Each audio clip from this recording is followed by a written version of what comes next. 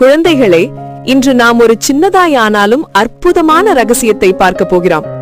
நாம் தான் எப்போதாவது பாதையில் நடக்கும்போது ஒரு வரிசையாக ஓடிக்கொண்டிருக்கும் எறும்புகளை பார்த்திருக்கிறோம் அல்லவா? அந்த சிறிய உடல்களுடன் அவை எப்படி பெரிய உணவு துண்டுகளையே கூட சுமந்து செல்கின்றன என்று நீங்கள் யோசித்ததுண்டா? எறும்பு ஒன்று உணவை கண்டுபிடித்தவுடன் அது அதை தூக்கி ஓடத்தை தொடங்குவதில்லை. முதலில் அது தன் பாதையில் ஒரு மென்மையான வாசனை கோடு விடுகிறது. அது ஒரு சின்ன சின்ன வரைபடம் போல, இங்கே உணவு இருக்கு, எல்லாரும் வாருங்கள் என்று சொல்லும் ரகசிய வழிகாட்டி. இந்த வாசனையை பின்தொடர்ந்து இன்னும் பல எறும்புகள் அங்கே வந்து சேர்ந்து விடுகின்றன. அவை எல்லாம் சேர்ந்து வேலை செய்ய தொடங்கும் போதுதான் அதன் மாயம் தெரியும். ஒவ்வொரு எறும்பும் தன் உடல் எடையை விட பல மடங்கு அதிகமான பொருளையும் தூக்க முடியும். ஆனால் அவை ஒருவராக அல்ல, கூட்டமாக, நிதானமாக, மிகவும் ஒற்றுமையுடன் உணவை தூக்கிச் செல்கின்றன. எதுவும் அவற்றை நிறுத்தாது.